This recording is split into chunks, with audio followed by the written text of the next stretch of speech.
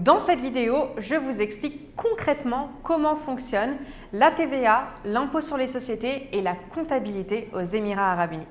Beaucoup de mes clients arrivent à Dubaï avec la même idée en tête. Zéro impôt, zéro taxe, zéro contrainte, je fais ce que je veux, comme je veux, sans rien avoir à justifier.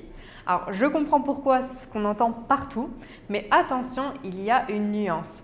Aujourd'hui, Dubaï se régule, ce qui est complètement normal d'ailleurs, c'est plutôt bon signe pour la solidité du système.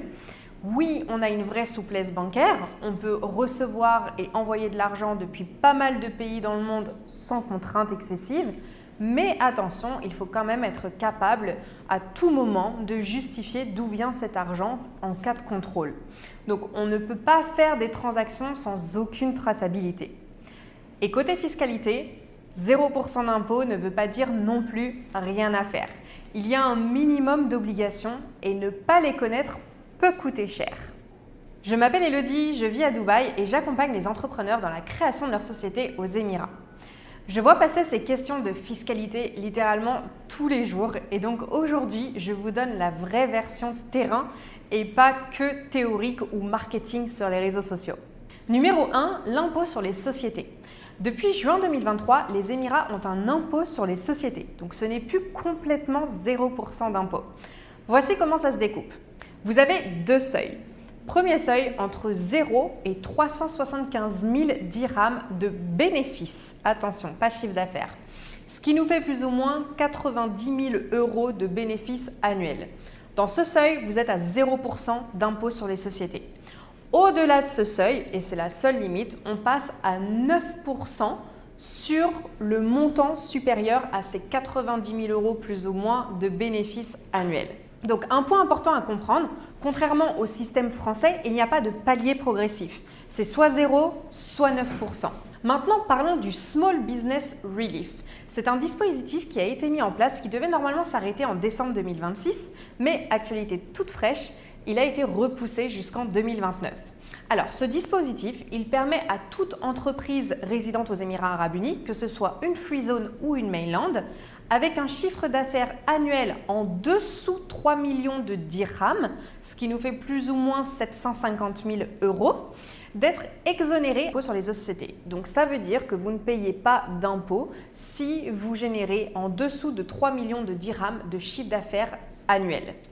Donc la bonne nouvelle, c'est qu'il vient d'être prolongé jusqu'au 31 décembre 2029 au lieu de 2026. Attention, cependant, toute entreprise considérée comme Qualifying Free Zone Persons ne peut pas cumuler cet allègement fiscal à son propre régime puisque dans ces cas-là, qui est un cas bien précis, vous bénéficiez déjà de 0% d'impôt. Mais attention, ce sont deux dispositifs qui sont bien distincts. Passons maintenant à la TVA. Le taux de TVA aux Émirats est de 5%. Donc, ce qu'il faut le retenir, c'est que la TVA, elle s'applique sur les biens et les services vendus à des clients résidant aux Émirats. Donc, si vos clients sont à l'étranger, que vous exportez vos services en dehors des Émirats, vous ne facturez pas cette TVA. Mais une chose importante à savoir quand même, c'est que l'enregistrement à la TVA, il est obligatoire au-delà de 375 000 dirhams de chiffre d'affaires annuel. Donc plus ou moins 90 000 euros de chiffre d'affaires annuel, vous devez vous enregistrer. Même si vous n'en payez pas ou facturez pas, vous devez quand même vous enregistrer. Parlons maintenant comptabilité. Est-ce que vraiment la compta est obligatoire aux Émirats ?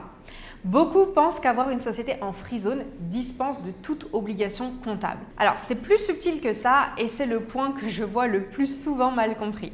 Donc si vous êtes en free zone, officiellement, vous n'êtes pas obligé de tenir votre comptabilité au fil de l'eau, mais par contre, au moment du renouvellement de votre licence, donc elle se fait chaque année, vous avez 3 mois pour fournir un rapport financier qui justifie les transactions et les montants déclarés à la free zone lors du renouvellement. Et ce rapport, il doit être attesté et fourni par un cabinet comptable local. Donc, vous ne pouvez pas demander à votre comptable français, par exemple, de vous faire ce rapport et l'envoyer à la zone franche. Il faut un cabinet comptable local. Donc, dans les faits, non, ce n'est pas obligatoire au sens strict de tenir sa comptabilité. Mais par contre, si vous n'avez pas tenu votre comptabilité, vous ne pouvez pas produire ce rapport financier. C'est-à-dire que le cabinet comptable local, il va vous dire « bah oui, mais il me faut votre comptabilité de l'année pour que je puisse faire ce rapport financier ». Donc indirectement, oui, la comptabilité est obligatoire. Et si vous êtes en mainland, ce n'est pas systématiquement obligé de fournir un rapport financier. Ça dépend de votre situation. Dans certains cas, un document allégé appelé Undertaking Report peut suffire à la place des rapports financiers. Ça dépend de votre situation. Donc en mainland, ce qu'on va regarder, c'est surtout le calendrier de votre exercice comptable. C'est votre cabinet comptable local qui vous dira lequel des documents est requis. Et dans tous les cas, l'enregistrement et la déclaration de la corporate tax, donc l'impôt sur les sociétés, restent obligatoires en fin d'année comptable, même si vous ne payez ni TVA ni impôt. Il faut quand même faire les déclarations. Donc oui, vous pouvez le faire vous-même, c'est comme vous voulez, ou passer par un cabinet comptable local. Attention aux mauvaises déclarations. Alors aux Émirats, on ne paye pas d'impôts, mais par contre des amendes, on en a facilement si les choses ne sont pas faites correctement. En tout cas, dans les deux cas, ce que vous devez retenir, c'est que je ne paye pas d'impôts ne veut pas dire je n'ai rien à déclarer, ni rien à faire ou à attester. Et c'est ce qui justifie dans la pratique que la comptabilité, elle est indispensable, même quand la loi ne l'impose pas directement. Alors, qu'est-ce que ça change concrètement pour vous? Selon votre chiffre d'affaires et votre structure, votre situation, elle peut varier. N'hésitez pas à m'envoyer un message si vous voulez avoir plus d'informations. Mais concrètement, voici un récapitulatif. En dessous de 375 000 dirhams de bénéfices, donc plus ou moins 90 000 euros, vous avez 0% d'impôt. Mais déclaration simplifiée quand même obligatoire pour le renouvellement de la société. Et au-dessus de ces seuils, c'est 9% d'impôt sur les sociétés.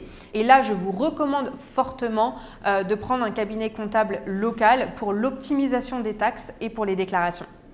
Et attention, un point dont on ne parle pas beaucoup, mais la banque aussi peut vous demander des documents comptables ou officiels pour justifier votre activité en cas de transaction douteuse ou au-delà de certains montants. Ne vous inquiétez pas si vous recevez de la banque une fois par an, ce qu'on appelle un KYC, Know Your Customer. C'est un process de connaissance de leurs clients pour savoir comment vous gagnez votre vie et à quoi sert le compte en banque. Donc en résumé, ce n'est pas un système zéro contrainte, mais c'est un système quand même qui est avantageux et encadré.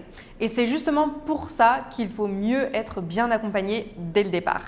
Donc si vous êtes en train d'évaluer une implantation aux Émirats ou si vous en avez déjà une et que vous voulez vérifier que vous êtes en conformité, je fais des accompagnements sur ces sujets. Donc le lien pour prendre rendez-vous avec moi est en description. Je vous offre une consultation gratuite pour répondre à vos questions. Et si vous avez des questions bien spécifiques auxquelles vous voulez que je réponde sur une prochaine vidéo, n'hésitez pas à me les mettre en commentaire. À très vite!